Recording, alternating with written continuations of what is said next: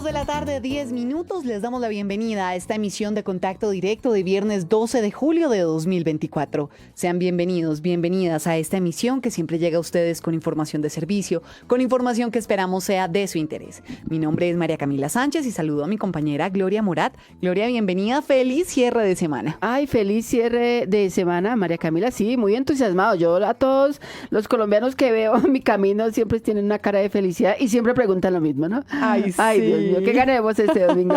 El marcador del domingo. La verdad, creo que se siente muy bien como ese ambiente de optimismo. Sí, todo el mundo está contento. Hace rato no lo sentíamos. Ese ambiente festivo. ¿Sabe que incluso le dije a mi mamá el miércoles, esto parece como un día decembrino? Sí. Está como ese ambiente de euforia, de que todos nos queremos. Como ilusión, ¿no? Sí, por como supuesto. Esperanza, creo que todos andamos como inclusive la gente que no es tan fans del fútbol, ¿no? Pero es que la selección Colombia mueve muchos corazones y ahí sí no importa si es o no es muy fan del fútbol, porque creo que todos terminamos viendo esos partidos. Sí, tenemos esa ilusión, esa esperanza que hace rato no la teníamos. Y bueno, es digamos que una gran forma, una gran manera también de pensar en algo diferente. Nuestra rutina, como que también dejarla un momentico al lado, de pensar cosas positivas, favorables, menos este aguacero que está cayendo a esta hora en Bogotá, con un solazo como estuvimos esta mañana. Está cayendo un buen aguacero por este sector, ¿no? Un saludo muy especial a todos. Esperamos que estén muy bien, que estén ilusionados también y deseando que estas 2 horitas que vamos a tener con ustedes en este espacio de contacto directo nos sirva, porque María Camila, hace rato no hablábamos bueno, creo que de algunas miradas la hemos tenido, pero cuando hablamos de nuestra salud mental, creo que es un tema de interés para todos. Es de interés y de muchísimo interés. Amables oyentes, les cuento que la Organización Mundial de la Salud define como un trastorno mental una alteración clínicamente significativa de la cognición, la regulación de las emociones o el comportamiento de un individuo. Señala la organización que por lo general va asociado a angustia o a la discapacidad funcional, entre otras áreas importantes.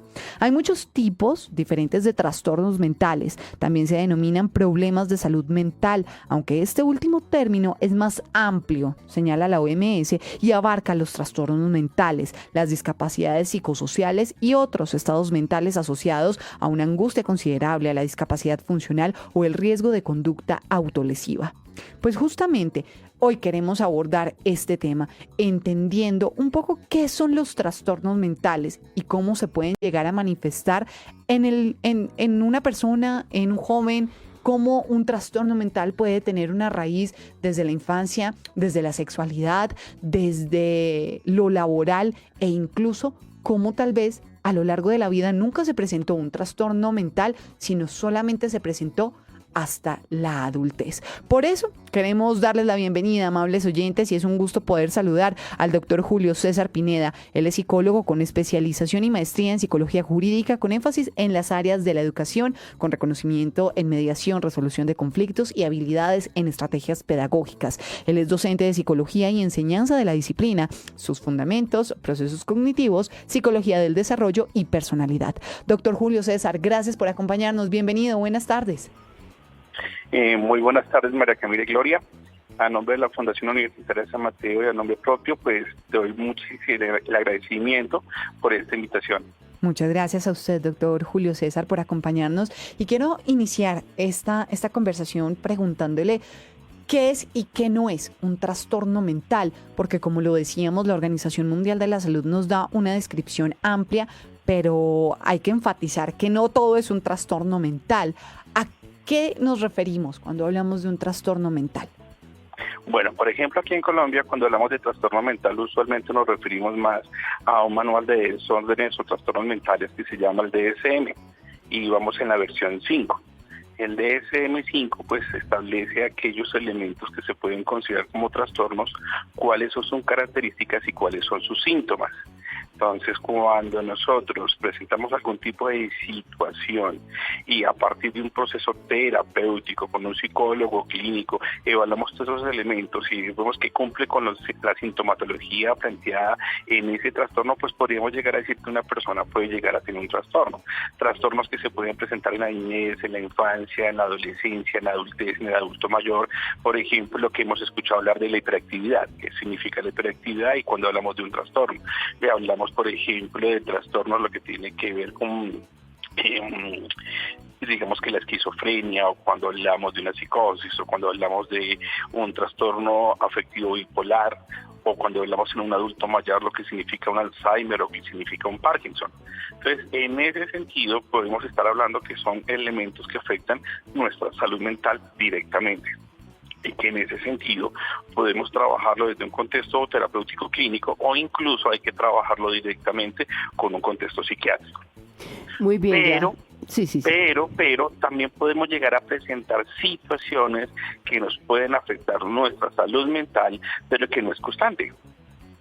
¿Cómo así? Entonces, que en algún momento yo no me siento bien hoy, me siento indispuesto, no me hallo en el lugar que me encuentro, bien sea en el colegio, bien sea en la oficina, bien sea en la casa.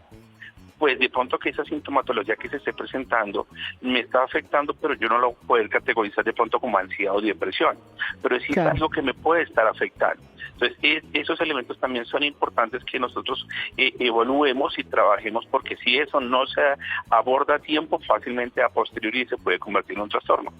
Sí, ¿cómo de pronto no confundirlo con un mal momento, por ejemplo, ¿no? ¿Cómo no confundirlo con algo que no sea un trastorno psicológico? Pues yo le diría cuando se vuelve muy repetitivo, cuando es algo constante, o sea, es algo que te afecta a tu vida diaria, es algo que puede llegar a afectar en diferentes contextos de tu vida, como así afecta a tu contexto personal, afecta a tu contexto familiar, afecta a tu contexto de pareja, afecta a tu contexto social, afecta a tu contexto laboral. O sea, en todos los ámbitos en los cuales yo me puedo llegar a desempeñar, se puede llegar a ver esa afectación. Entonces, cuando es algo que se involucra en todos esos tipos de contextos, uno podría ya estar pensando que es un trastorno. Pero vuelvo y digo, o sea, es algo a la ligera. Para que podamos llegar a verificar, pues sí es necesaria la participación de un profesional en psicología para hacer todo un proceso terapéutico y de análisis y diagnóstico. ¿Es posible que un trastorno mental pueda terminar reflejándose, somatizándose o incluso evidenciándose desde el cuerpo, desde alguna sintomatología física? Claro que sí. El mejor ejemplo, el estrés. Entonces, por ejemplo, en un contexto laboral, estoy bajo mucha presión laboral, me están exigiendo muchísimas cosas, se me están pidiendo mi jornada laboral en este momento, me están pidiendo de ya para allá y siento que yo no aguanto. Pero, por ejemplo, yo necesito mi trabajo. O sea, yo no puedo dejar de trabajar porque estoy manteniendo a mi familia, porque tengo deudas, etcétera, etcétera. Yo necesito trabajar y tengo la presión encima. Yo no puedo confrontar a mi jefe, porque si confronto a mi jefe, quizás no lo voy a hacer de buena manera y eso puede llegar a afectar mi estabilidad laboral. Entonces todo se guarda. ¿Cómo se ve reflejado? Se puede ver reflejado en migrañas, se puede ver reflejado en el contexto gástrico, entonces la acidez o la gastritis. En algunos contextos se puede llegar a reflejado en un contexto como colon irritado. O sea, el cuerpo empieza a reflejar ese malestar psicológico. Cuando no somos capaces de expresar lo que estamos sintiendo psicológica, emocional o afectivamente hablando, el cuerpo lo empieza a reflejar. Claro. Quisiera enfocarme un poco, doctor Pineda, en los trastornos mentales que quedan de la infancia, de pronto por maltrato, ¿cierto? ¿Cómo se reflejan esos trastornos mentales? Pues si vamos a hablar de pronto en la infancia, y si estás haciendo referencia al maltrato, pues podríamos hablar de diferentes tipos de maltrato. Los más reconocidos es el maltrato físico, y el otro que poco se refleja o que se evidencia es el maltrato psicológico. Y en ese contexto, pues el maltrato físico para nosotros es muy claro, porque fácilmente una palmada, un correazo o algo deja una marca y eso es evidencial.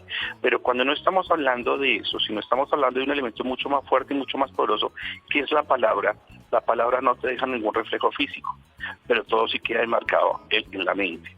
Entonces, por ejemplo, si estamos hablando de un niño que está en segundo o tercero de primaria, que está aprendiendo a multiplicar y que no puede, o sea, se le dificultan las matemáticas y hacer las operaciones, y si de pronto el padre o la madre no tiene conocimiento de eso, pues es posible que eso le genere entonces al padre, y ahí va a venir fácilmente un maltrato psicológico hacia el niño, desde palabras: es que usted no puede, es que usted no sirve, es que usted es bruto.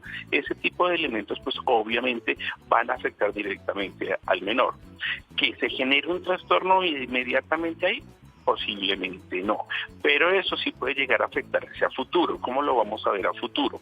Cuando esta persona sea un adolescente o cuando ya sea un adulto, es posible que todo lo que haya venido pasando a partir de ello le genere inseguridad, le genere miedo, y todo eso le vaya conllevando a que le genere un nivel de dependencia hacia los demás, que le genere ansiedad o inclusive que le genere depresión.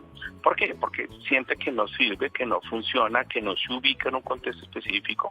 Entonces, por ejemplo, la autoestima, pues obviamente va a estar por el piso porque no siente que funcione para algo, no se quiere para nada, la imagen que puede tener sobre sí mismo tampoco es muy importante ni positiva. Entonces, todo va a ser muy negativo, pues obviamente puede llegar a influenciar a un futuro el desarrollo de trastornos como la ansiedad o la depresión, o incluso en un trastorno afectivo bipolar, que vendría siendo pues una combinación entre ansiedad y depresión. Pero aquí entonces empecemos a hablar, tal vez, doctor, de uno de los puntos más determinantes que usted ha mencionado insistentemente, la niñez y la infancia. Sí. Todo trastorno mental que se presente en la vida de cualquier persona puede tener una raíz en la infancia. ¿Y cuál es el rol o cuál es tal vez la importancia de la infancia, de la niñez, cuando hablamos de estos temas de salud mental? Lo que pasa, acontece que nosotros en la infancia, en la niñez, ¿qué estamos haciendo? Estamos haciendo todo un proceso de desarrollo. Primero un desarrollo físico, nuestro crecimiento, un desarrollo biológico, pero también viene un desarrollo afectivo, un desarrollo emocional, un desarrollo social, un desarrollo, digamos, de toda la parte cognitiva, que es la parte de aprendizaje. Y si se empiezan a presentar ese tipo de factores o elementos que empiezan a disminuirme como individuo, pues obviamente me van a afectar directamente. Un elemento importantísimo a tener en cuenta son las pautas o los estilos de crianza. Es decir, cómo yo como adulto, como padre, como madre, educo a mi hijo, cómo me relaciono con mi hijo, cómo es la comunicación que yo tengo con mi hijo, cómo es el nivel de aceptación que yo tengo con mi hijo, cómo es el nivel de supervisión que yo tengo con mi hijo. Entonces, en ese sentido, las pautas de crianza influyen muchísimo. Y se pueden reconocer en la actualidad, bueno, de tiempo atrás se han manejado como 4 pautas digamos, como primordiales. La primera es la autoritativa. La autoritativa, que se considera como la crianza perfecta, es que yo tengo un nivel de comunicación asertivo y en doble vía con mi hijo o con mi hija. Me puede hablar de cualquier tema y yo le puedo hablar de cualquier tema. El nivel de supervisión que yo manejo es claro, identificado por mi hijo y es aceptado por mi hijo. No es impuesto, es negociado. El nivel de aceptación que tengo con mi hijo es lo mayor. Siempre impulso, siempre busco que salga adelante, siempre resalto sus elementos positivos. Esa es la autoritativa. Pero, por ejemplo, si nos vamos al polo opuesto, está la autoritaria. Y en la autoritaria, todo lo exige y todo lo maneja el padre de familia. Entonces aquí nos salen esos dichos muy conocidos: donde manda capitán, no manda marinero. La letra con sangre entra. Entonces ese tipo de comentarios y demás, pues no lo sublimen a uno directamente como menor. Yo no tengo poder de decisión, yo no tengo poder de participación, yo no puedo hablar, porque quienes hablan son los adultos directamente. El papá tiene el poder, tiene la decisión, y yo digo lo que sea así, punto. Entonces ese tipo de cosas pues empiezan a influir sobremanera. ¿Qué van a generar en un niño directamente? Que se genere una dependencia y un miedo hacia las figuras de autoridad. O por el caso contrario se genere un rechazo directamente y haya confrontación. Y eso lo vamos a ver más directamente ya en la adolescencia. Entonces esos adolescentes rebeldes que confrontan precisamente por todo podrían ir de ese tipo de parámetros. O vamos a encontrar adolescentes sumisos. Cuando ya lleguemos a la adultez, muy posiblemente este adulto, se puede dar la posibilidad que este adulto repita el mismo parámetro de crianza, porque fue lo que aprendió de sus papás. O por el caso contrario, esta persona busque a alguien como pareja que cumpla con esos parámetros que tuvo la mamá, que tuvo el papá, porque eso fue lo que aprendió. Digamos que ese tipo de enseñanzas para nada es positivo. Por otro lado, así rápidamente tenemos el negligente. En el negligente no existen parámetros, no existe control, no existe nada. Los papás no saben nada de los hijos no saben nada de los papás, no hay límites. Entonces, al no haber establecimiento de límites, el hijo puede hacer lo que quiera sin ningún inconveniente. Entonces, ¿qué consecuencias puede traer a futuro? Pues obviamente que si yo no tengo control de límites, yo no tengo, digamos que esos parámetros, pues fácilmente yo puedo hacer lo que yo quiera sin importar las consecuencias que eso me acarrea directamente. Y por último tendríamos al permisivo. Y en el permisivo, pues algo que se está viendo muchísimo en la actualidad es que quien tiene el control de todo son los niños. Entonces, los papás no tienen tiempo, están dedicados al trabajo, a múltiples actividades, y cuando llegan a la casa no tienen tiempo para el niño. Entonces, para compensar ese tiempo, pues le cumple lo que necesitan, como así, celular, un tablet, un juego, eso porque con eso compensan el nivel de atención y tiempo que le deberían dedicar. Entonces, en ese sentido, estos niños los vamos a encontrar como niños que simplemente sortean los dedos y ya van a tener lo que ellos necesiten. ¿Quiénes van a ser de adultos? Serían niños que también muy facilistas, que no tienen el consentimiento de lo que significa el esfuerzo y fácilmente, con solo chasquear dedos, van a querer que todo se les cumpla. Entonces, si vemos todos los elementos que son las pautas de crianza que se van a relacionar directamente tanto en niñez, infancia y adolescencia, va a influir directamente en quiénes vamos a ser como adultos. Si no hay un buen acompañamiento, si eso se repite en otros tipos de contextos, un contexto social o un contexto educativo, pues muy posiblemente se puede ver el surgimiento de algún tipo de trastorno ya en la adultez. Claro. Doctor, uno como padre, de pronto como acompañante de un menor de edad, ¿cómo iniciar de pronto un camino que busque su salud emocional? Pues mira, nosotros como padres no nacemos no tenemos un libro o un manual para nuestros hijos. Eso es muy complejo, muy complicado. Pero cuando nosotros estamos viendo que hay una situación que tenemos con nuestros hijos no podemos controlar, que estamos, digamos, de cierta forma saliéndonos del contexto, que podemos estar afectando negativamente a nuestros hijos, pues lo que yo digo es buscar ayuda. Necesariamente buscar ayuda. Y buscar ayuda, pues posiblemente en una red de apoyo. No necesariamente tiene que ser con un psicólogo o un profesional de la salud, pero sí puede ser con alguien muy cercano, alguien que de pronto maneja una pauta, un parámetro diferente que le pueda llegar a apoyar. Y eso lo hemos visto, por ejemplo, en escuelas de padres, en un contexto educativo. Entonces ahora desde los colegios se están manejando esas escuelas de padres donde se brindan esas herramientas y esas competencias para que el padre lo pueda implementar directamente en casa con sus hijos, de tal manera que todo lo que se trabaja en casa se vea reforzado en el colegio y lo que se trabaja en el colegio se vea reflejado en casa. Lo importante aquí es que yo como padre pueda llegar a identificar que efectivamente que algunos de mis comportamientos y mis actitudes pueden estar afectando a mis hijos, y si es así, que yo tenga que buscar esa ayuda en esa red de apoyo o con un profesional para que pueda hacer cambio de esas dinámicas y que a futuro no se vea afectado el comportamiento a manera fuerte como puede llegar a ser un trastorno. Claro. Quisiera, doctor, que hiciéramos hincapié en algo. Es probable que durante la niñez, la adolescencia, no aparezcan ningunos de estos trastornos, pero que en la adultez algo ocurra que pueda venir a reflejar algún trauma, algún suceso o algo muy particular en casa. Se lo pregunto porque, bueno, nuestros oyentes dirán, no, yo veo a mi hija, a mi hijo muy bien, y tal vez en algún momento de la vida algo ocurra, algún suceso, alguna situación, y algo nos remonte a algo que sucedió en ese ejercicio de crianzas en los primeros años de vida de estos menores. ¿Eso es posible que pase, o siempre un trastorno mental va a dar indicios en los primeros años de vida? No necesariamente. Por ejemplo, vámonos a un proceso, a un contexto de depresión. Ya hablémonos de depresión mayor y hablemos, por ejemplo, una ideación suicida, un intento suicida o ya la comisión de un suicidio directamente. Usualmente nosotros, los que estamos cerca, no lo vemos, no lo identificamos, o si de pronto se dan algún tipo de indicios o de rasgos, para nosotros no es fácil llegar a identificar como padre o como alguien cercano a que este niño, esta niña, este joven o este adulto en realidad se encuentre en esa situación. Digamos que para mí lo más importante en ese sentido es la comunicación, que haya un canal abierto y que haya un canal dispuesto de comunicación entre padres e hijos, que no se juzgue sin escuchar antes, que nos podamos poner en los zapatos de este niño, de este adolescente, antes de llegar a una propuesta. Ay, mi hijo, pues yo también pasé por eso y yo salí adelante. No, es diferente. Claro. Lo que tú pasaste y tuviste en tu juventud es una cosa a lo que está viviendo tu hijo. Escúchalo, entiéndelo, compréndelo, acompáñalo, que eso es súper importante. Para mí la comunicación en ese contexto es súper importante. Si el menor de edad siente que no hay comunicación, se va a quedar callado. Claro. No lo va a expresar. Si, por ejemplo, vamos a hablar de un contexto sexual, si de pronto este niño o niña ha sido abusado, el abusador es alguien cercano, no lo va a hacer con una agresión sexual fuerte, como llamaríamos una violación, sino que va a ser a través de la seducción.